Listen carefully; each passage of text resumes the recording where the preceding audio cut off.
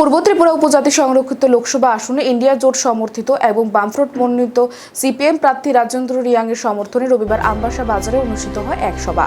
সভায় উপস্থিত ছিলেন প্রাক্তন মুখ্যমন্ত্রী মানিক সরকার, প্রার্থী রাজেন্দ্র রিয়াং, বাম নেতৃত্ব রাধাচরণ দেববর্মা, কংগ্রেস নেতা মানিক দেব, বাম নেতৃত্ব অমলেন্দু দেববর্মা, অঞ্জন দাস, পার্টি জেলা কমিটির সম্পাদক পঙ্কজ চক্রবর্তী সহ অন্যান্য নেতৃত্ব। এদিন প্রাক্তন মুখ্যমন্ত্রী মানিক সরকার বর্তমান শাসক দলের বিরুদ্ধে তীব্র কটাক্ষ করেন।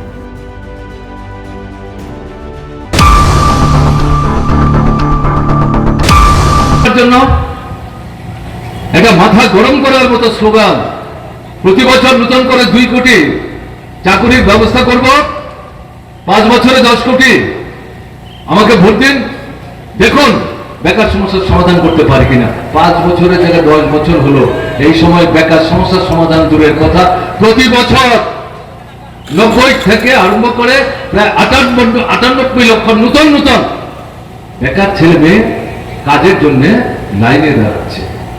আর কোটি কোটি প্রতি বছর কাজ থেকে ছাঁটাই হয়ে যাচ্ছে, কারখানা বন্ধ হয়ে যাচ্ছে, চুক্তিবদ্ধ কাজ করছে, 8 মাস 9 মাস 10 মাস কাজের পর তাদেরকে ছুঁড়ে ফেলে দিচ্ছে চায়ের দোকানের কাপের মধ্যে।